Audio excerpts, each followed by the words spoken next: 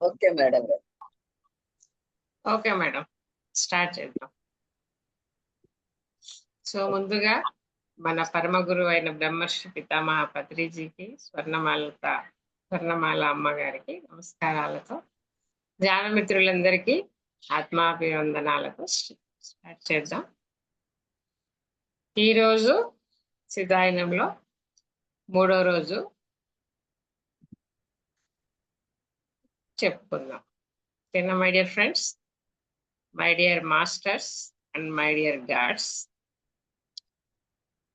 So నిన్న సీతాయనంలో ఎంతవరకు చెప్పుకున్నాం. సీత తన ఇచ్ఛతోనే రావణాసుడి దగ్గరికి వెళ్ళింది. అప్పుడు పార్వతీమాత, నువ్వు భోజనం చేయదు, ఇక్కడ నేను నీకు శక్తిని ఇస్తా ఉంటాను, ధ్యానస్థితిలో ఉండు అని చెప్పడం జరుగుతుంది కదా. ఆమె కాపలాగా ఒక చిన్న పక్షి రూపంలో చెట్టు చిటారు కొమ్మన కూర్చొని ఉంటుంది. ఇక్కడ ఏం జరుగుతుందంటే అప్పుడు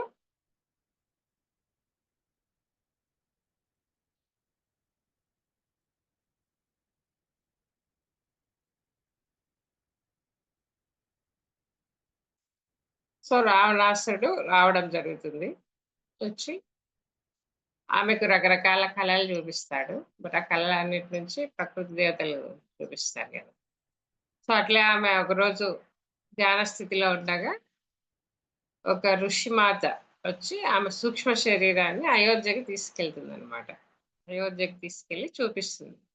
అక్కడ నదిలో సూర్యోదయానికంటే ముందు చాలా మంది స్త్రీలు అయోధ్యలో సరయూ నదిలో అక్కడ మా మాత సురక్షితంగా బాగా ఉండాలని చాలా మంది అక్కడ పూజలు ప్రార్థనలు చేస్తుంటారు. నది ఒడ్డుకు వచ్చి వాళ్ళ మాత గురించి చాలా మంది ఉంటారు. సో నువ్వు సురక్షితంగా ఉండాలని ఈ స్త్రీలందరూ నీకోసం ప్రార్థన చేస్తున్నారు.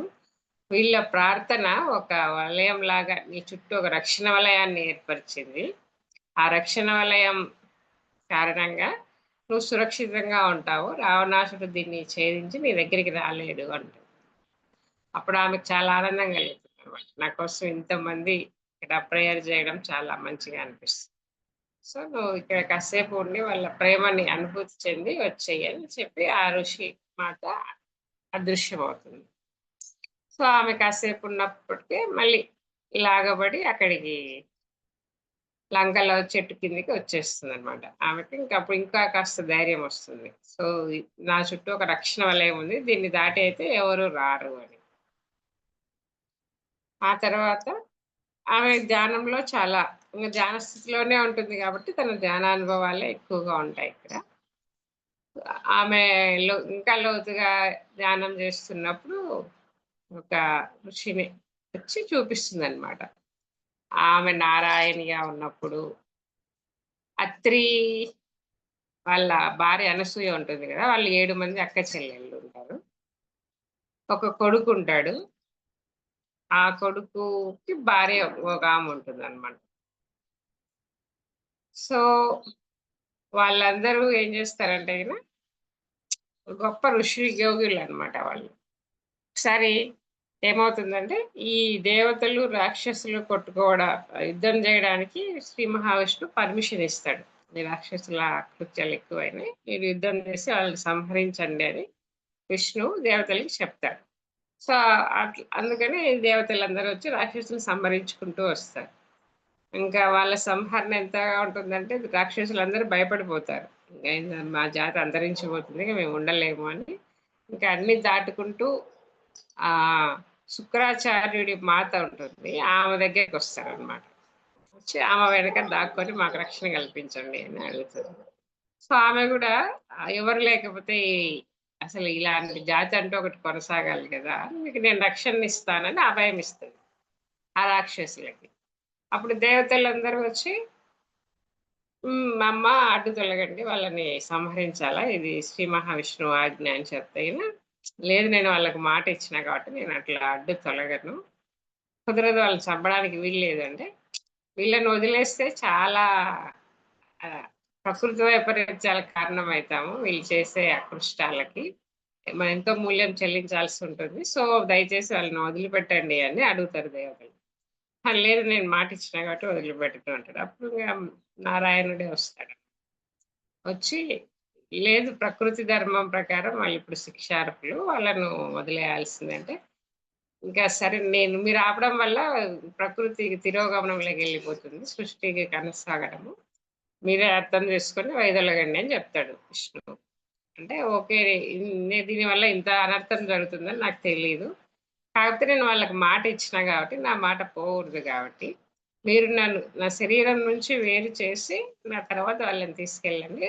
నేను ఆనందంగా నా ప్రాణాలు అర్పిస్తాను అని చెప్తుంది. సరే అని శ్రీ మహావిష్ణువు ఆమె శరీరాన్ని భౌతిక శరీరంలోంచి తీసేసి, వెళ్లి ఆ రాక్షసుల్ని సంహరిస్తాడు.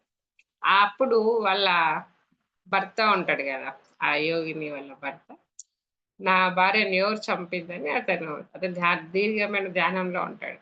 తెలిసిపోతుంది గాబట్టి టక్కున లేసి ఎవరు నా భార్యకి ఇట్లాంటి పరిస్థితి కల్పించింది అని కోపంతో వాళ్ళకి కూడా హ్మ్. భార్యా వియోగం కలుగుగాక అని శపిస్తాడు ఆయన. శపిస్తే అప్పుడు వెంటనే నారాయణ ప్రత్యక్షమై, "నీ వేదనను నేను అర్థం చేసుకోగలను. సంహరించిందైతే నేనే. అంటే మీరని నాకు తెలీదు నారాయణ స్వామి. సో, నన్ను క్షమించండి. నా శాపాన్ని నేను వెనక్కి తీసుకుంటాను" అంటే, "లేదు ఋషుల శాపం అట్లా వెనక్కి పోదు. మీ శాపం ఫలించాల్సిందే. కాలానుక్రమంలో ఫలిస్తుంది." సో, ఆ విధంగా ఆళ్ళ నారాయణుడు అంటే ఈ ఋషికి కూతురుంటుంది. ఆయన ఏం కోరుకుంటాడు? సాక్షాత్ మహాలక్ష్మి నాకు కూతురుగా పుట్టాలని ఆయన కోరుకుంటాడు. సో, ఆ విధంగా ఆ కూతురుగా ఎవరుంటారు? లక్ష్మీమాతే ఉంటుంది ఆ జన్మలో. సో, నీకు కూడా భార్య వియోగం కలగాలి అంటే, ఇక్కడ వాళ్ళ కూతురు మరణిస్తేనే గదా! అక్కడ వియోగం కలుగుతుంది. ఆ విధంగా ఆ శాపం వాళ్ళ కూతురికి వర్తించిందనమాట. ఆయనకి ఇద్దరు భార్యలుంటారు. వెంటనే ఇంకో భార్యొచ్చి మీరేం జేశారు? మీ శాపం వల్ల మీ కూతురే ఎక్కువ ఎఫెక్ట్ అవుతుంది గదా! ఇట్లా ఎందుకు జరిగింది అని వాళ్ళు అనుకుంటారు. అనుకుంటే లేదు. సరే జరిగిందేదో జరిగిందిలే. కాకపోతే ఇది కూడా లోక కళ్యాణం కోసం ఫ్యూచర్‌లో ఒక రోజు భూమి మీద దీని రచన కొనసాగుతుంది. అంతవరకు వేచి ఉందాము. సహజమే ఏం కాదు. అది కూడా ఒక లోక కళ్యాణంలో భాగంగా జరుగుతుంది కాబట్టి మీరు దాని గురించి ఎక్కువ చింతించకండి. నారాయణుడు వాళ్ళ గురించి చెప్పేసి ఎళ్ళిపోతాడు. అప్పుడు ఆ ఋషి ఇచ్చిన శాపం కారణంగానే ఇప్పుడు రాముడు సీతా వియోగంతో ఉండడం గాని, ఇంకా విషయంలో రాముడు సీత ముందుగానే వెళ్ళిపోతుందనమాట పైలోకాలకి. అప్పుడు భార్య వియోగాన్ని అనుభవిస్తాడు. ఇవన్నీ జరుగుతాయని ఆమెకు అర్థమవుతుందనమాట. ఇవన్నీ ఆమె ధ్యానానుభవాలు ఎక్కువుంటాయి ఈ పాటలో. సో, ఆ విధంగా జరుగుతా ఉంటుంది. ఇంకా అప్పుడు ఒకసారి మళ్ళీ హనుమ వస్తాడనమాట. హనుమ వచ్చాక చూపిస్తాడు. ఆయనకిచ్చిన ఆ మంగ్ ఒక ఉంగరాన్ని ఇస్తాడనమాట. రాముడి దగ్గర నుంచి. ఆమె ఎంతో సంతోషిస్తది. ఫస్టు హనుమంతుడికి నమస్కారం చేయబోతే, "లేదు తల్లి నేను ఈ జన్మలో మీకు సేవకుడిగా వచ్చాను. నేను మీ సేవకుడిని" అని చెప్తాడు. నేను సేవకుడు అనుకోలేను గానీ పుత్రుడు అనుకుంటాను. నిన్ను పుత్ర అని పిలుస్తాను హనుమ అని పిలుస్తుంది. దానికి హనుమంతుడు ఎంతగానో సంతోషిస్తాడు. ఆ! అప్పుడైతే ఆమె మళ్ళీ రాముడి యొక్క రింగుని ధరిస్తుందో, అప్పుడు మళ్ళీ వాళ్ళిద్దరికీ ఉన్న కనెక్షన్ స్టార్ట్ అవుతుంది. అప్పుడు ఆమె ఇంకా ధైర్యంగా, స్థిరంగా ఫీల్ అవుతుంది. హనుమంతుడు మీ సంబంధాన్ని పునరుద్ధరిస్తాడని అప్పుడు పార్వతీమాత చెప్పింటుంది గదా! సో, ఆ విధంగా మళ్ళీ హనుమంతుడు ఆ రింగ్ ఇచ్చాక అప్పుడు ఆమె రాముడి ప్రెజెన్స్‌ను ఫీల్ అవుతుంది. ఆనందం కలుగుతుంది. నాకు చాలా ఆనందాన్ని కలిగించింది. ఇది తీసుకెళ్ళి ఇవ్వని ఆమె దగ్గర కూడా తలలో ఒక బంగారుది ఉంటుంది. దాన్నేదో అంటారు చూడామణి అంటారు. అది ఇస్తుందనమాట. ఇది రాముడికివ్వు. తను గూడా నా ప్రెజెన్స్‌లో ఫీల్ అవుతాడని ఇస్తుంది. సో, తీసుకొని ఇద్దరు సరే అమ్మా! ఇంక నేను ఇక్కడ పళ్ళన్నీ ఉన్నాయి గదా! మీరు చాలా రోజుల నుంచి భోంచేయనట్టున్నారు చేయండి అంటే, ఇక్కడ నేను ఏం తినను. కావాలంటే నువ్వు తిను. రావణాసుడికి గూడా నీ రాకని తెలియజేసే వెళ్ళు అని చెప్తదండి. సరే అని అక్కడున్న పండ్లన్నీ ఆ చెట్టు పండు, ఈ చెట్టు పండు తింటుంటే అందరూ ఐడెంటిఫై చేస్తారు. ఇదేదో కోతొచ్చింది. అప్పుడు రావణాసుడికి తెలిసి వచ్చింది హనుమాన్ అని. సో, అప్పుడు హనుమాన్ చెప్తాడన్నమాట. నువ్వు హనుమాన్‌కి వీలైతే చెప్పు తనని తను మారమనని సీతమ్మ చెప్తుంది. సరే ప్రయత్నిస్తాను తల్లి. కానీ అది లోతుల్లోకి వెళ్ళడం కష్టము. కాకపోతే నేను చేయాల్సింది చేసిపోతా అని రావణాసుడి దగ్గరికొస్తాడన్నమాట. ఈ కోతిని బంధించండి. దానికి నిప్పు పెట్టండి అంటే అగ్నిదేవుడు కూడా ఒప్పుకోడు. హనుమాన్‌తో ఒక అగ్ని రావడానికి. హనుమాన్ అంటే సాక్షాత్తు మహాదేవుడే గదా! కానీ హనుమానే లేదు నువ్వు రా నేను దీంతో లంకనంతా అంటించి ఎళ్ళిపోతాను. అప్పుడు అతని మొదటిసారి ఒక అపజయాన్ని రుచి చూడని రావణాసుడు అని చెప్తే అప్పుడు అగ్గి అతని చుట్టూ ఉన్న వస్త్రానికి అంటిస్తారు. దాంతో మొత్తం రాజ్యంలో అంటించి వెళ్ళిపోతాడు. ఆ విధంగా ఒక కోతి ఇంత అల్లకల్లోలం సృష్టించడం ఏంటి? శ్రీలంక అంటే బంగారు నగరం. అసలు దానికెప్పుడు ఏది జరగదనమాట. అంత స్థిరంగా పెట్టుకుంటారు. ఆ విధంగా నా అపజయం స్టార్ట్ అయిందా అన్నట్లు రావణాసుడు ఆలోచిస్తాడు. ఆలోచిస్తున్నప్పుడు మళ్ళీ ఆళ్ళ భార్య మండోదరి ఉంటుంది గదా! ఆమె సీతమ్మ తల్లి దగ్గరికి వెళ్తది. సీతమ్మ తల్లి దగ్గరికెళ్ళినప్పుడు మండోదరిని చూసి, "నువ్వు చేస్తూ ఉండేది కరెక్టే అనుకుంటున్నావా?" అని సీత అడుగుతుందనమాట. ఏంటంటే మండోదరి యాక్చువల్‌గా పెళ్లి కానప్పుడు వాళ్ళ అమ్మా, నాన్నని బంధించి మండోదరిని తీసుకొస్తాడు. తీసుకొనొచ్చి పెళ్లి చేసుకుంటాడు. పెళ్లి చేసుకున్నాక ఆమేమవుతది నా భర్త కాబట్టి ఇతన్ని ఈ యొక్క శ్రేయస్సే నా ధ్యేయం అన్నట్టు అతని యొక్క శ్రేయస్సు కోసమే ఎప్పుడు తపిస్తూ ఉంటుంది. అది ఎన్ని అకృత్యాలు చేసినా, ఎంత హింసించినా తన భర్తనే సపోర్ట్ చేస్తూ ఉంటదనమాట. అప్పుడు సీత చెప్తుంది. "నువ్వు నీ భర్త సపోర్ట్ చేయాలని నీ వ్యక్తిత్వాన్ని నువ్వు కోల్పోయినావు. ఏ స్త్రీ కూడా తన వ్యక్తిత్వాన్ని కోల్పోవద్దు. భర్త సుఖం కోరడం మంచిదే గానీ, భర్త చేసే అన్యాయాలను కూడా సపోర్ట్ చేయడం అనేది నీ వ్యక్తిత్వానికి తగదు. ఇది కూడా నువ్వు లోబరచబడ్డావు రావణాసుడి చేత. బలహీనమైన మనస్సుతో. ఫస్ట్ నీ మనస్సుని నువ్వు దగ్గరికి తెచ్చుకో. అప్పుడు విషయం ఏంది అనేది సత్యాన్ని సత్యంలాగా దర్శించు. నీ భ్రమలలోంచి కాకుండా. నీ యొక్క పట్టు రావణాసుడి మీద వదిలిపెట్టు. అది మంచిది గాదు. లోక కళ్యాణానికి మంచిది గాదు" అంటుంది. ఆమెకి అన్నీ అర్థమవుతానే ఉంటాయి గానీ, ఇక సీతమ్మ చెప్పడం వల్ల ఇంకా బాగా అర్థమవుతుంది. అవును రావణాసుడు ఇన్ని అన్యాయం చేస్తున్నాడు. నేనెందుకు సపోర్ట్ చేస్తున్నాను. ఇది నాకు కూడా అంత లోక కళ్యాణంలో భాగం కాదు గదా! నేనెందుకు ఈ విధంగా ప్రవర్తిస్తున్నానో మీరే నాకు చెప్పండి అంటే, ఆమె గత జన్మలో ఎంతో సౌందర్యరాశి అయినప్పటికీ, ఆమెకు తగిన వరుడు ఎక్కడున్నాడని వెతికి, వెతికి వాళ్ళ తల్లిదండ్రులు ఎవరు లేరని ఆమెకు పెళ్లి చేయరనమాట. ఎవరు మండోదరి గత జన్మలో. సో, అప్పుడు మండోదరి అనుకుంటుంది, ఆమె అలాగే మ్యారేజ్ చేసుకోకుండానే ఉండిపోతుంది ఆ జన్మలో. నెక్స్ట్ నాకు ఎవరు భర్తగా లభించినా వాళ్ళని నేను ఎంతో అద్భుతంగా స్వీకరించి, వాళ్ళ సేవతోనే తరిస్తాను అని ఆమె అనుకోని చనిపోతుంది. సో, ఆ కోరిక ప్రకారము ఇప్పుడు ఈమె రావణాసుడికి భార్య అయినా కూడా, సో, తన భర్త శ్రేయస్సునే నేను ఆకాంక్షిస్తానని అప్పుడు అనుకునింది కాబట్టి, ఇతడు ఇప్పుడు ఏమి చూడకుండా ఆళ్ళ భర్త బావుండాలనే కోరుకుంటానే ఉంటుంది ఎప్పుడు పూజలు చేస్తా. సో, నీ పూజ, ప్రార్థన ఒక చెడును జయించడం కోసం ఉన్నాయి కాబట్టి నువ్వు దాన్ని సమర్థించొద్దు. ఆపు ఫస్ట్ అని చెప్తది సీతమ్మ. సరే మాత అంటే, మరి ఈ సమయంలో నేను రావణాసుడికి ఇదిగా ఉండలేను. అంటే అప్పుడు వాళ్ళకి ఒక కూతురుంటది రావణాసుడికి కూతురు. ఆ కూతురు మీ కూతురిని నీ దగ్గరగా తెచ్చుకో. మీ ఇద్దరు ఒకరికొకరు సహకారంతో మీ ఆత్మపదంలో ముందుకెళ్ళొచ్చు. ఆమెను పిలిపిచ్చు అని చెప్తది. సరే అని మండోదరి అక్కడి నుంచి వెళ్ళిపోతుంది. మామూలుగా చెప్తుందనమాట. అనసూయ గూడా ఒకసారి ఆమె ధ్యానంలో ఉన్నప్పుడు వచ్చి ఇంకా వచ్చే కాలంలో స్త్రీలు చాలా వంచించబడతారు. స్త్రీలను ఓన్లీ ఒక సౌందర్యమైన వస్తువులాగా భావిస్తారు. వాడుకొని పక్కన పెట్టేస్తారు. స్త్రీల జ్ఞానానికి, త్యాగానికి ఏ విధమైనటువంటి విలువ ఉండదు. స్త్రీల గురించి ఎవరు మాట్లాడుకోరు గూడా. వాళ్ళకొక వ్యక్తిత్వం ఉన్నట్లు గూడా భావించరు. ఈ రావణాసుడు చేసిన ఈ ఈ పనుల వల్ల రావణాసుడేంటంటే, ఇక నెక్స్ట్ తరాల వాళ్ళ మనసుల్లో కూడా అంత విషయాన్ని నింపింటాడనమాట. తన యొక్క శక్తితో.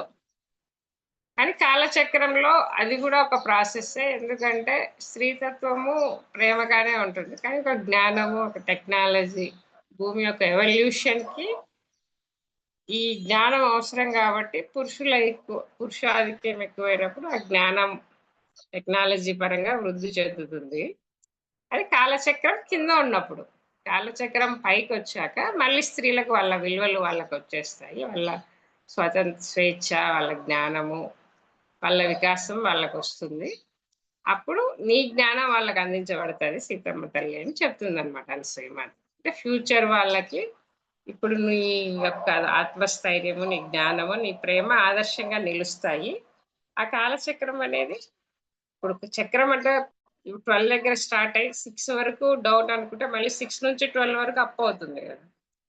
ఈ డౌన్ అయిన టైంలో ఇదంతా అకృత్యాలు ఇవన్నీ జరిగాయన్నమాట. కాలచక్రం ఎప్పుడైతే మళ్ళీ అప్ స్టార్ట్ అవుతుందో, అప్పుడు స్త్రీలకు మళ్ళీ ఒక విలువ, ఒక జ్ఞానము ఇవన్నీ వస్తాయి. అంటే అదే ఇప్పుడు మన పిరమిడ్ సొసైటీలో ఈ కాలచక్రం అనేది సత్యయుగం వైపుకి ప్రయాణం మొదలుపెట్టింది కాబట్టి, ఇప్పుడు మన సొసైటీలో ఇంతమంది లేడీస్ ఇంతమంది జ్ఞానాన్ని, ఇంత ధ్యానాన్ని మళ్ళీ తిరిగి పుంజుకుంటున్నారంటే, అప్పట్లో ఇచ్చిన అనసూయమాత చెప్పిన దర్శనమే అన్నమాట ఇదంతా గూడా. అందుకే మన మహిళా చైతన్యం అనేది పత్రి సార్ అంత స్ట్రాంగ్‌గా మనకు చూపిచ్చాడు. ఈ కాలచక్రం అప్పుడు స్త్రీలకు ఒక మంచి అవకాశం ఎదగడానికి, ధ్యానం చేయడానికి, జ్ఞానాన్ని, ప్రేమను పంచడానికి ఇది సరైన సమయం మనకి. ఆ విధంగా జరుగుతుందనమాట. ఇంకా ఆమెకి ఎన్నో అనుభవాలు. అప్పుడు అనసూయ మాత ఇంకొక మాట కూడా చెప్తదనమాట. ఇప్పుడు నువ్వు అతని మనసులోకి ప్రయాణించడం మొదలుపెట్టు. అతని కలల్లోకెళ్ళు. సూక్ష్మతలంలో ఉండే అతని కలల్లోకి వెళ్లి, అతన్ని మానసికంగా బలహీనపరచు. ఇక్కడ నువ్వు చేసేది అక్కడ రాముడు బయట బాహ్యంగా చేస్తాడు. నువ్వు అంతరంలో చెయ్యి. నీకు ఒక యోగ శక్తి ద్వారా అతని కలల్లోకి ప్రవేశించే శక్తిని నీకు ఇస్తున్నానని, అనసూయ తన శక్తిని, జ్ఞాన శక్తిని ఆమెకిచ్చి, అతని స్వప్నలోకంలోకి సీతమ్మని పంపిస్తుంది. సీతమ్మ ఎళ్తుంది. కాదు సీతమ్మలాగా గాకుండా ఒక దేవతా స్త్రీలాగా వెళ్తది. వెళ్ళి చెప్తుందనమాట. "నువ్వు అన్యాయం చేశావు నా జీవితానికి. నా భర్త నుంచి విడదీశావు. నాకు న్యాయం చెయ్యి" అని ఆ రోజు చెప్తదనమాట. ఇంక నెక్స్ట్ డే నుంచి అతడు ఎవరెవరికైతే అన్యాయం చేశారో వాళ్ళందరూ వస్తారు కల్లోకి. ఒక తర్వాత ఒకరు. "మాకు న్యాయం చెయ్యి. మమ్మల్ని హింసించావు. దానికి ఎక్కడ నీకు న్యాయం జరిగింది? మాకు జరగలేదు కదా! నీకు శిక్షించబడలేదు కదా! నీకు శిక్ష పడాలి. నీకు మరణం తథ్యమని" అందరూ అతను ఎంత మందిని హింసించుంటాడో, ఎంత అహంకారంగా, ఎంత దురుసుతో ప్రవర్తించుంటారో వాళ్ళందరూ వచ్చి అతన్ని "రావణా నువ్వు నీకు శిక్ష పడాల్సిందే. నువ్వు అర్హుడివి కాదు. నీకు మరణం తథ్యమని" ఇవే వస్తాయన్నమాట. అలా రోజు అలాంటి కలలే వచ్చేసరికి రావణాసుడు నిద్రపోవడానికే భయపడతాడు. ఇట్లా ఎక్కువ రోజులు నిద్రపోకపోవడం వల్ల అతను బాగా వీక్ గూడా అయిపోతాడు. అప్పుడు మళ్ళీ మండోదరి వస్తుంది. రావణాసురుడు ఇట్లా నిద్రపోవాలంటేనే భయపడుతున్నాడు. ఏదైనా విరుగుడు ఉందా అంటే, లేదు జరిగేదాన్ని జరగని. నువ్వు ఊరికే చూస్తూ ఉండు, గమనిస్తూ ఉండు. నువ్వు నీ ధ్యాన స్థితిలో ఉండు పట్టించుకోవద్దు ఏం జరిగినా అంటే, అప్పుడు ఆమె కళ్ళు మూసుకుంటే వాళ్ళ కొడుకులు కూడా అందరూ హతమార్చబడినవన్నీ చూస్తుంది. మాత నాకింత క్షోభ అవసరమా అంటే, తప్పదమ్మా. అది భూమి మీద ఎంతో మారణహోమం జరుగుతుంది ఈ సమయంలో. అందులో భాగంగానే నీ పుత్రులు కోల్పోతారు. అందుకే అప్పటికి ఆత్మస్థైర్యం కోసం ఇప్పటి నుంచే ధ్యానం చేసుకొని స్థిరంగా ఉండు. ఏం కాదు అని ఆమె తన ప్రేమనిస్తుంది. సరే ఆమె మీద నమ్మకంతో మండోదరికి తెలుసు రావణాసుడు చనిపోతాడు. వాళ్ళ కొడుకులు చనిపోతారు అని. సరే అనుకోని ఇంక ఆమె వెళ్లి మౌనంగా వెళ్ళిపోతుందండి. ఇంక రావణాసుడు ఈ మండోదరి పట్టి పట్టనట్లు ఉండడం, నిద్ర రాకపోవడం, నిద్ర లేకపోవడం వల్ల అలసట, కోపం ఇవన్నీ చాలా వస్తాయన్నమాట. నువ్వు నా రా సీతమ్మ దగ్గరికొచ్చి "నువ్వు నాకేం జేస్తున్నావు? ఏం జేస్తున్నావు?" అని వచ్చి ఆమె మీదికి దాడి జేయడానికొస్తాడు. బట్ ఆమె చుట్టూ ఉన్న రక్షణ వలయం కారణంగా అయోధ్యలో స్త్రీలు ఈమె కోసం ప్రార్థన జేస్తుంటారు గదా! ఆ ప్రార్థన వల్ల ఆమె చుట్టూ ఒక రక్షణ వలయం ఏర్పడి ఉంటుంది గాబట్టి, ఆ రక్షణ వలయాన్ని దాటి రాలేడన్నమాట. నేను నిన్నేం చేయలేకపోతున్నానని మళ్ళీ ఇంకా కోపంగా ఎళ్ళిపోతాడు. అప్పుడు ఇంకా కొన్ని రోజుల తర్వాత అతనికి చాలా కోపం ఎక్కువవుతుంది. నిద్ర లేదు, మనశ్శాంతి లేదు. ఆమెనేం చేయలేకపోతున్నాడు. చూస్తే అపజయ సంకేతాలన్నీ కనిపిస్తున్నాయి అని వాళ్ళ అమ్మ దగ్గరికెళ్తాడప్పుడు. రావణాసుడు యాక్చువల్‌గా ఒక మా మానవుడికి, రాక్షసికి జన్మించుంటాడుగా. వాళ్ళ అమ్మ రాక్షసి దగ్గరికెళ్తాడనమాట. కంపెనీలో ఉంది. ఎళ్తే అప్పుడు అట్ సీత మహాశక్తిశాలి. ఆమెను ప్రలోభపరచడం చాలా కష్టము. ఆమెను మ్యారేజ్ చేసుకుంటానని చెప్పు. ఆమెను చూసుకో. అప్పుడేమైనా ఒంగుతుందేమో. అయినా ఆమె నీ కలల్లోకి రాకోకుండా నేను నీకు శక్తినిస్తాను. మనిద్దరం కూర్చొని ధ్యానం చేద్దామని కలిసి ఇద్దరు ధ్యానం చేసి రావణాసుడు వాళ్ళమ్మ. ఆళ్ళమ్మ ధ్యాన శక్తిని కూడా రావణాసుడికి ఇస్తుందనమాట. అప్పుడు రావణాసుడు ఇంకెంత శక్తివంతుడైతాడనమాట. ఇంకొంచెం శక్తివంతుడయ్యి సీత దగ్గరికెళ్తాడు. చూడు నువ్వు ఈ విధంగా చేయడం వల్ల నేను మనశ్శాంతిగా ఉండలేకపోతున్నాను. నువ్వు నాకు ఎలాగూ లొంగట్లేదు కాబట్టి నిన్ను సంహరిస్తాను అని ఇంకా వాళ్ళ అమ్మ గూడా ఇచ్చిన శక్తితో వెళ్ళి ఇంక ఆమె మీద దాడి చేయబోతాడు. అప్పుడు అగస్త్యుడి భార్య లోపాముద్ర ఉంది కదా! ఆమెకు రాక్షసుల్ని సంహరించే విద్య బాగా తెలుసు కాబట్టి ఆమె అక్షరం ప్రత్యక్షమయ్యి అనేక చేతులతో, అనేక రూపాలతో అతని యొక్క దాడిని అన్ని విధాలుగా తిప్పి కొట్టేస్తదనమాట. అప్పుడు సీతకి ఆ రక్షణ వల్ల కూడా పోతుందనమాట. అతని యొక్క శక్తికి, ఆ దాడికి. ఇప్పుడు లోపాముద్ర వచ్చి సీతని కాపాడుతుంది. కాపాడితే నీ చుట్టూ ఇంతమంది దేవతలుండగా నేనేం చేయలేనని మళ్ళీ కోపంతో వెళ్ళిపోతాడనమాట రావణాసురుడు. అప్పుడు లోపాముద్ర చెప్తుంది. "ఏం గాదు. నీకు రక్షణగా ఎప్పుడు మేముంటాం. నువ్వేం దిగులు పడొద్దు. నువ్వు ధ్యాన స్థితిలో ఉండు. రావణాసుడిని మానసికంగా ఇబ్బంది పెడతారేమో కలల్లో" అని చెప్పి పోతుందనమాట. అంటే మనం ఒకరం లోక కళ్యాణం కోసం ఒకరికి ప్రేమను ఇస్తూ, ఒకరి జీవితాలు బాగుండాలని కోరుకుంటే, మన చుట్టూ ఎంతమంది దేవుళ్ళు, దేవతలొస్తారనేది ఈ అనుభవం ద్వారా ఇంకా బాగా అర్థమవుతుంది మనకి. సీతమ్మ నిస్సహాయ స్థితిలో ఉన్నా కూడా, రావణాసురుడు అంత శక్తివంతుడు దాడి చేయడానికి వచ్చినా కూడా, వెంటనే ఆ క్షణంలోనే ఒక ఋషి వచ్చి ఆమెను మొత్తం ప్రొటెక్ట్ చేసి అనేక విధాలుగా కాపాడి అతన్ని తిప్పి పంపిస్తాడు. అంటే ఇదంతా ఆమె అర్హత సంపాదించుకుంది సీత. ఎందుకంటే ఎంతమందికి తన ప్రేమను ఇచ్చింది, ఎంతమందికి ధైర్యంగా నిలబడగలగాలనే ఇన్స్పిరేషన్ ఇచ్చింది కాబట్టి, సో ఆమె ఒక లోక కళ్యాణ కారకురాలు. కాబట్టి ఆమెను రక్షించుకోవడం ప్రకృతి ధర్మం అన్నట్టు ఎంతో మంది వచ్చి ఆమె చుట్టూ కాపాడుతూనే ఉంటారనమాట. ఎవరు ఏ కొంచెం చిన్న మంచి పని చేసినా వాళ్ళని కాపాడడానికి మనకు కూడా అంతమంది ఎంతో రక్షణ వలయం అనేది మనకు కూడా ఉంటుంది. మనం చేసే లోక కళ్యాణ కార్యక్రమాలు వల్ల మన చుట్టూ కూడా ఒక రక్షణ వలయం అనేది ఏర్పడుతుంది. అందుకే లోక కళ్యాణకరమైన కార్యక్రమాలు చేయడానికే త్వరపడాలి అని చెప్తాడు పత్రి సార్ కూడా.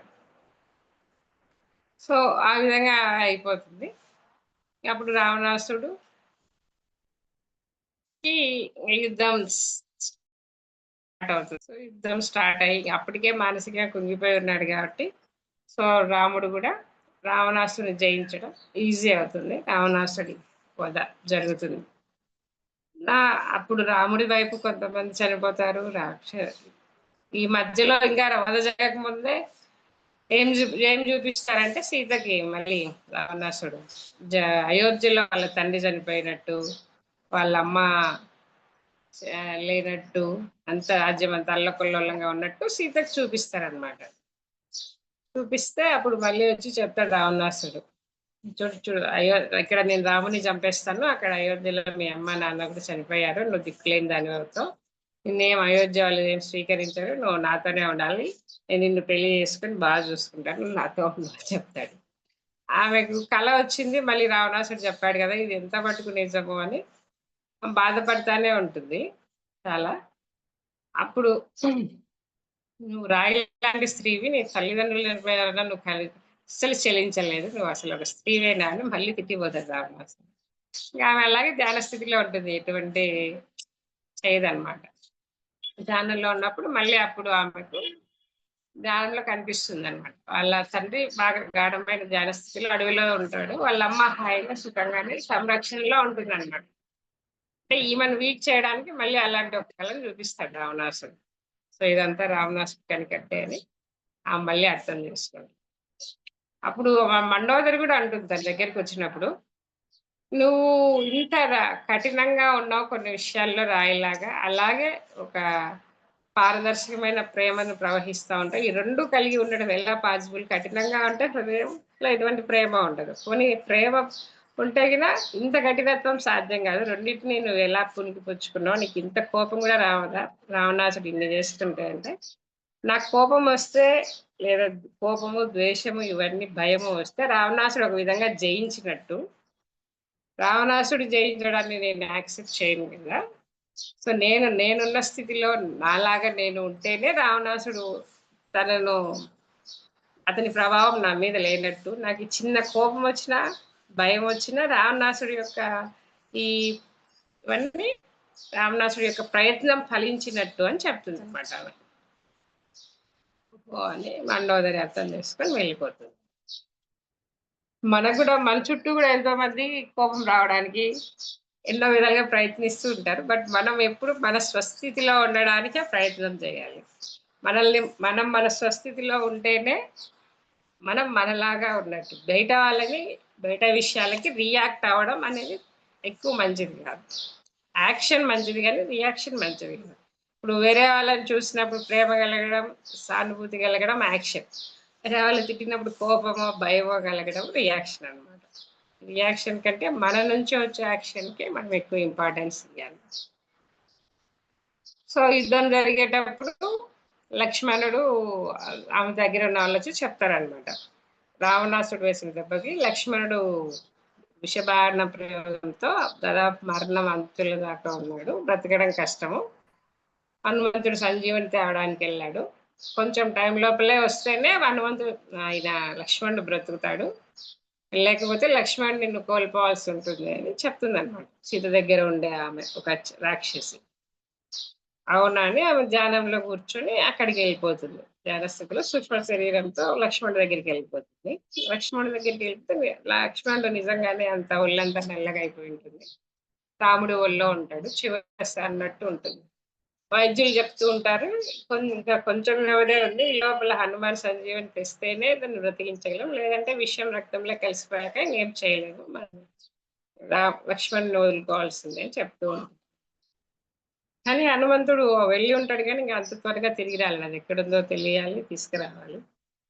ఈ లోపలే పిలుద్దాం అనుకుంటుంది గానీ, ఆమె సూక్ష్మ శరీరంలో ఉంది. వీళ్ళందరూ ఈ యుద్ధ వాతావరణంలో ఉన్నారు కాబట్టి, ఆమెను గ్రహించే స్థితిలో ఉండరనమాట. సరే అని చూస్తా అంటుంది. అప్పుడు ఒక నల్లని మేఘం వస్తూ ఉంటుంది. ఆ మేఘం వెనుక యమధర్మరాజు ఉంటాడనమాట. యమధర్మరాజు వచ్చి అతని మీద పాశం వేయబోతే సీత అడ్డుకుంటుంది. లేదు ధర్మరాజా, మీరు అతన్ని తీసుకెళ్ళడానికి వీలు లేదంటే, లేదమ్మా ఇతని సమయం అయిపోయింది తీసుకెళ్ళాలి అంటే, ఆహా! దానికి ఒప్పుకోను అంటే, ఇతను ఒక స్త్రీ శరీరాన్ని తనకేం కాకుండా వేరే స్త్రీ శరీరాన్ని భంగపరిచారు. శూర్పణఖ ముక్కును ఆ రోజు కట్ చేశాడు కదా! ఇబ్బంది పెట్టాడు, గాయపరిచాడు కాబట్టి, అతను మూల్యం చెల్లించాల్సింది. ఎవరు ఏం చేసినా దానికి తగ్గ మూల్యం అయితే భూమి మీద ఉంటుంది కాబట్టి, ఇతని సమయం ఇప్పుడు వచ్చేసింది. ఆ కారణంగా త్వరగా వచ్చింది మామూలుగా. ఆ శూర్పణఖని బాధ పెట్టడం కారణంగా ఆమె నువ్వు దిక్కుమాలిన చావు చేస్తావని శపించింటుందన్నమాట శూర్పణఖ. ఆ విధంగా లక్ష్మణుడికి ఇప్పుడు మరణం ఆసన్నమైంది ఆమె శాపం కారణంగా. సో, నేను తీసుకెళ్లాల్సిందే అంటే, లేదు మీరు తీసుకెళ్ళడానికి వీల్లేదు. నాకు లక్ష్మణుడి పుత్రుడితో సమానం. మేము ముగ్గురం బయటకొచ్చాం కాబట్టి, మేము ముగ్గురమే మళ్ళీ వెళ్ళాలి. ఇందులో ఒకరు మిస్ అయినా అది మా విజయానికి సంకేతం కాదు. నువ్వు ఆగాల్సిందే అని. లేదు నేను తీసుకెళ్ళాల్సిందే అని యమధర్మరాజు అంటాడు. సో, ఎన్ని రూపాల్లో ఏ విధంగా వచ్చినా సీత అన్ని వైపుల నుంచి అడ్డుకుంటుంది లక్ష్మణుడి చుట్టూ. సో, అప్పుడు చాలా సేపయిన తర్వాత యముడు అడుగుతాడు. సరే మనం ఒక ఒప్పందానికి వద్దాము. నువ్వు నీ మాట నేను గూడా కాదనలేను కాబట్టి, నీ ఆయుష్‌లో కొంచెం సమయం ఆయనకివ్వు. అప్పుడు నేను నీ ఆయుష్‌ని ఆయనకిచ్చి కొంత సమయాన్ని అంటే కొంత సమయం ఈమె ఎన్నేళ్ళు జీవించాలనుకుంటుందో అందులో ఇంకొంచెం సమయం ఆయనకిస్తే ఆ వయసు నీకు తగ్గుతుంది. మైనస్ అవుతుంది. సో, ఆ విధంగా నీ ఆయువులో కొంచెం అతనికిస్తే అతన్ని బ్రతికిస్తాడు. నేనెళ్ళిపోతాను అని చెప్తాడు. సరే అంటుంది. సో, అప్పుడు సీత ఆయువులో కొంచెం భాగం తీసి లక్ష్మణుడికిస్తారు. అప్పుడు హనుమానొచ్చి ఇస్తాడనమాట.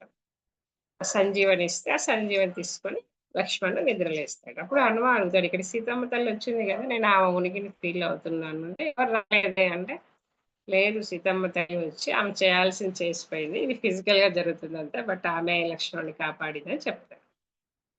సరే అనుకుంటా. ఇంకా రావణాసురుడిని రాముడు రావణాసురుడిని వధిస్తాడు.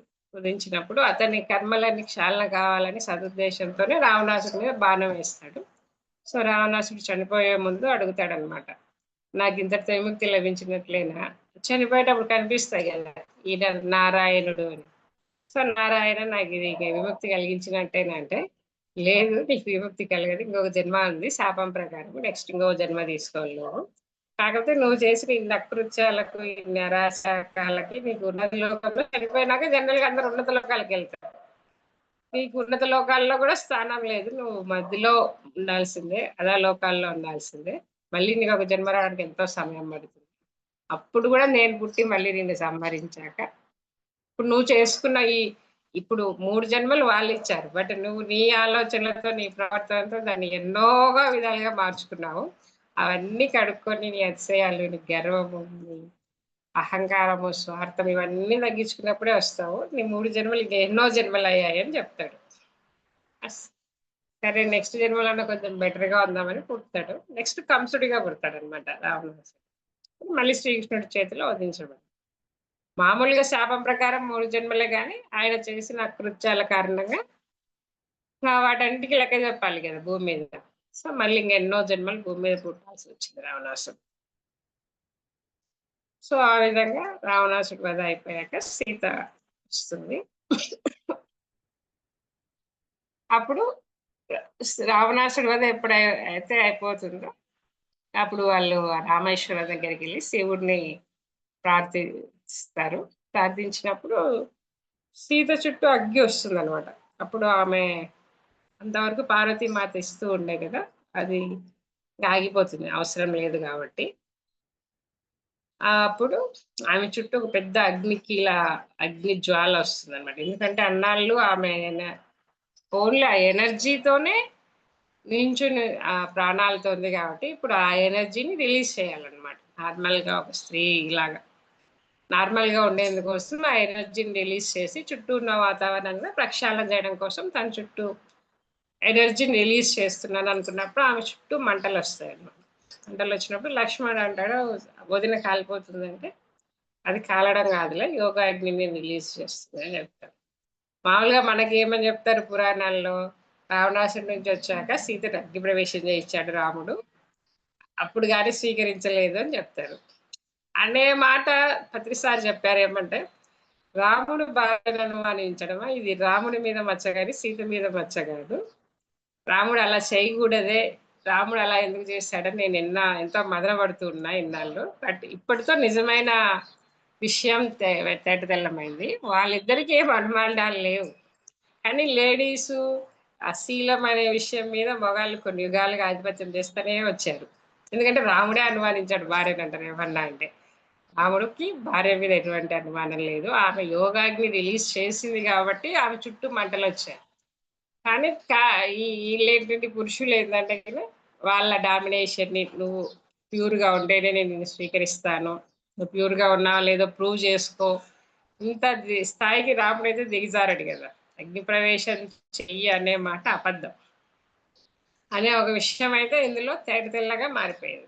ఇదొకటి రాముడిని గురించి ఇంకొక విషయంలో గూడా ఆమెను ఎవరో చాకలివాడు ఏదో అన్నాడు గాబట్టి ఆమెని పంపించాలి అనేది కూడా తప్పే అన్నమాట. అంటే వేరే వాళ్ళు ఒక మాట అన్నందుకు రాముడు సీతని అడవుల్లోకి పంపాడంటే అది కూడా కాదు. ఎందుకంటే సీత తనకు తాను ఎప్పుడు ఆమె ప్రకృతితో మమేకమై ఉంటుంది. ఆమె జన్మ కార్యమే ప్రకృతిలో జీవించడం, అన్నిటికి ప్రేమనివ్వడం కాబట్టి ఆమెకి రాజ్యం వాళ్ళ అయోధ్యలో రాజకుమారిగా ఉండడంలో సంతోషం లేదనమాట. ఆమె అడుగుతుంది. నేను అడవుల్లోకెళ్ళాలనుకుంటున్నాను అని. సో అప్పుడు నీ ఇష్ట ప్రకారమే వెళ్ళాడు. అప్పుడు ఆమె అభిప్రాయాన్ని గౌరవించి రాముడు సీతని అడవులకి పంపిస్తాడు గాని, ఎవరో ఏదో అన్నారు గాబట్టి పంపించాడనేది కూడా రాముడి మీద ఉన్న అపోహ ఇది. ఈ 2 అపోహలు ఇందులో తొలగిపోయినాయి గాబట్టి, మనకిప్పుడు సంపూర్ణ రామాయణం దొరికింది అని పత్రిసారి కూడా ఎంతో ఆనందపడ్డాడు ఈ విషయంలో. ఈ బుక్ వచ్చాక. ముఖ్యంగా ఈ విషయం చెప్పాలనుకున్నా. రాముడి దగ్గర నుంచి ఈ 2 అపవాదులు సీత మీద గాని, రాముడి మీద గాని లేవు. ఓకేనా. అన్ని సహజంగానే జరుగుతున్నాయన్నమాట. ఆ తర్వాత అయోధ్యకి వెళ్తారు. ఇప్పుడు అన్ని రోజులు ఆమె పడిన శ్రమకి ఇంకా రిలాక్స్ అవ్వాలి కాబట్టి ఆమె స్పృహ తప్పి పడిపోతుంది సీత. ఆ మంటలు రిలీజ్ చేశాక. అప్పుడు అయోధ్యకెళ్ళాక ఆమెకి పానీయం, నీళ్లు పోస్తూ, లిక్విడ్ ఇస్తూ, జ్యూసులు ఇస్తూ ఆమె పక్కనే ఉంటాడు రాముడు గూడా. ఆమె కోలుకునేంత వరకు. ఆమె కోలుకున్నాక అందరూ హాయిగా ఉంటారు. అప్పుడు సీతారాముల పట్టాభిషేకం జరుగుతుంది. సో అందరూ మళ్ళీ వచ్చినందుకు రాజ్యమంతా మహావేడుకలు చేస్తారు. సో దాని తర్వాత సీతకి అయోధ్యలో రాజ మందిరంలో ఉండడం ఒక బందీఖానలో ఉన్నట్టు ఉంటది అనమాట.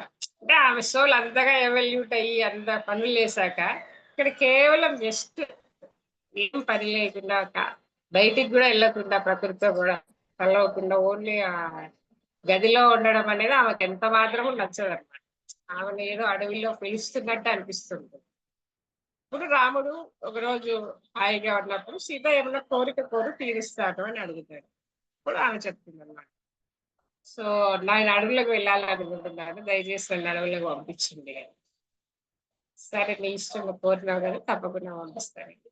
మళ్ళీ ఆ ఋషులు ఉంటారు, వశిష్ఠులు, విశ్వామిత్రుడు, వీళ్ళు ఉన్న ఆ ఋషి కుటీరం దగ్గరికి ఆమెను పంపిస్తారు. ఆమె కోసం ఒకటి తయారు చేసి సేవకులను ఉంచి అన్ని సమయంగా ఉండేటట్టు. అప్పటికే ఆమె గర్భవతి. తీసుకెళ్ళి ఆమె ఇష్ట ప్రకారమే ఆమెను అక్కడ వదిలిపెడతారని. ఇక్కడ ఆమెకు ఆ ప్రకృతి, ఆ చెట్లతో, ఆ నేలతో, ఆకాశంతో, జంతువులతో సాధారణ జీవితం జీవించడం ఆమెకి ఇష్టం. సో ఆ విధంగా ఆమె కోరుకొని అడవికి వెళ్ళి మళ్ళీ ఉంటుంది. అక్కడ కూడా ఇంకా స్టార్ట్ అనమాట. మళ్ళీ ఏ జంతువుకి ఏ ఇబ్బంది వచ్చినా ఈమె వెళ్ళి దాన్ని స్వాంతన చేర్చి దాన్ని సేద తీర్చి, ఒక పులి కూడా తన బిడ్డను కోల్పోయి ఎంతో బాధపడతా ఉంటే ఇప్పుడు సీతమ్మ తల్లి వెళ్ళి ఆ పులిని ఓదార్చి ఏం కాదని చెప్పి వస్తుంది అనమాట. దానికి ప్రేమనిచ్చి దాన్ని అట్లా ప్రకృతి అడవిలో ప్రతి జంతువు, ప్రతి చెట్టు ఈమె కనెక్ట్ అయి ఉంటుంది. ఈమె ప్రేమలో అది ఎంతో శక్తిని, ఆనందాన్ని పుంజుకుంటూ ఉంటాయి అన్నమాట ఆ అడవిలో. అప్పుడే ఆమెకి 2 పిల్లలు పుడతారు, కవల పిల్లలు, లవుడు, కుషుడు. సో వాళ్ళని కూడా ఒక సాధారణ ఋషి బాలుర్లాగే పెంచుతుంది అనమాట. అలా పెంచితేనే వీళ్ళు రాజుగా అర్హత పొందుతారు. నెక్స్ట్ రాజుగా వెళ్ళి రాజ్యాన్ని పరిపాలించాలి కాబట్టి వీళ్ళకి గ్రౌండ్ లెవెల్ నుంచి అన్ని విషయాలు తెలియాలి, వీళ్ళు అన్ని బాగా నేర్చుకోవాలి కాబట్టి ఆ ఋషి కుటుంబంలో అన్ని చక్కగా వాళ్ళకి నేర్పిస్తూ ఉంటారు. ఇంకా మధ్యలో కూడా కొన్ని ఇన్సిడెంట్స్ జరుగుతాయి. దాని తర్వాత సీతమ్మ తల్లికి ఒక కోరిక ఉంటుంది. ఏంటంటే ఆమె శరీరంతో ఉండగా శివుడు పార్వతుల్ని దర్శించాలని, శివపార్వతులు దర్శించాలని. సో రాముడు ఒకసారి వచ్చినప్పుడు వాళ్ళిద్దరు హాయిగా ఏకాంతంగా హాయిగా కూర్చొని ఉన్నప్పుడు రాత్రిపూట ఇంకా వీళ్ళెవ్వరికి కనబడకుండా అడవి లోపలికి వెళ్తారనమాట. లోపలికి వెళ్ళినప్పుడు అప్పుడు రాముడు చెప్తాడనమాట, నీ ప్రగాఢమైన కోరిక తీరే సమయం వచ్చింది అంటే, అవునా అని ఆమె ఎంతో ఆనందపడుతుంది. అప్పుడు శివపార్వతులు దర్శనం ఇస్తారు. సో ఆ దర్శనంతో ఆమె ఎంతో ఆనందపడుతుంది. ఆనందపడి ఈ చివరి కోరిక కూడా తీరింది కాబట్టి ఇంకా నేను నా శరీరాన్ని ఇంతటితో నా సమయం కూడా ఆసన్నమైంది, నా శరీరాన్ని నేను వదిలేస్తాను అని చెప్తుంది. రాముడికి కూడా తెలుసు కాబట్టి ఇద్దరు పక్కనే ఉంటారు. ఆమె ప్రగాఢమైన ధ్యాన స్థితిలోకి వెళ్తుంది. అప్పుడు ఆమె శరీరం కాంతి రేణువులాగా మారిపోయి మాయమవుతుంది అనమాట. అంటే సీత భూమి లోపలికి ఏం వెళ్ళదు. అయితే ఈ ఇన్సిడెంట్ ఇంతకుముందు కూడా జరుగుతుంది. ఆమె జనకుడి కూతురుగా ఉన్నప్పుడు ప్రకృతిలో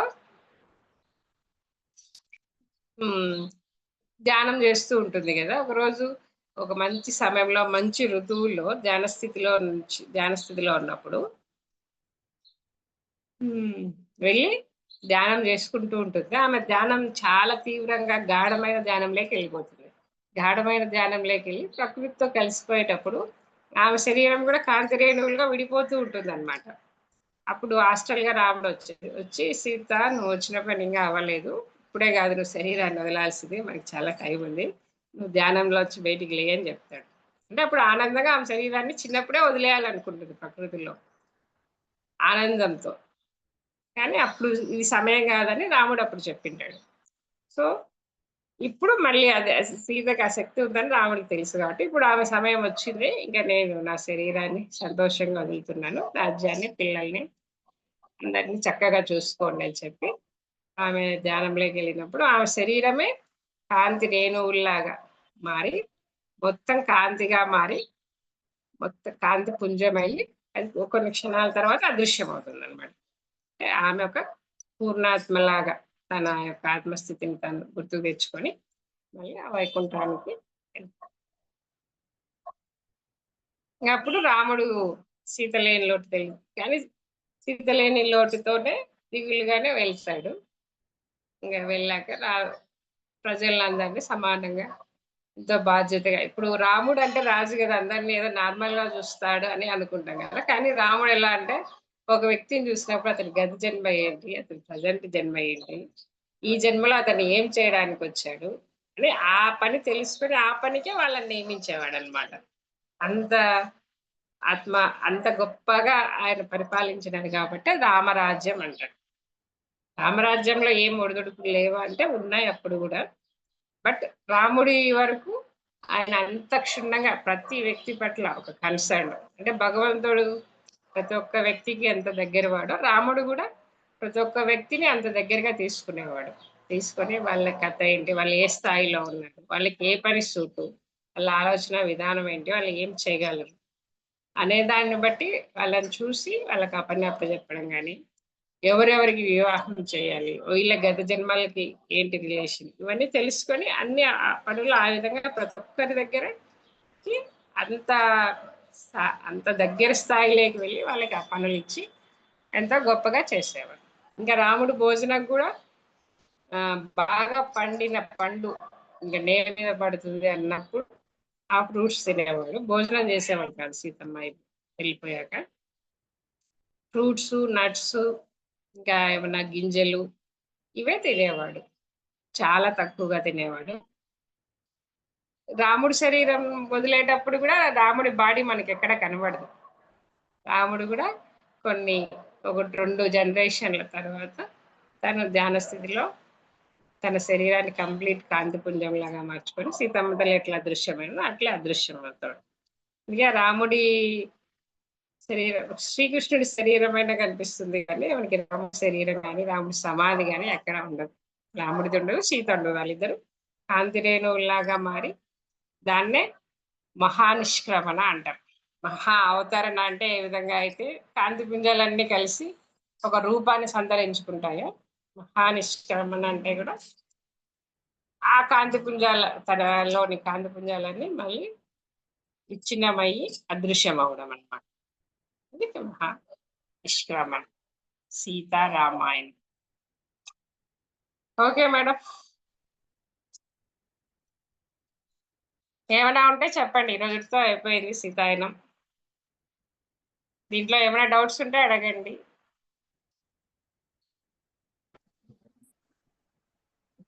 థ్యాంక్ యూ మేడం, చెప్పారు. Okay, thank you.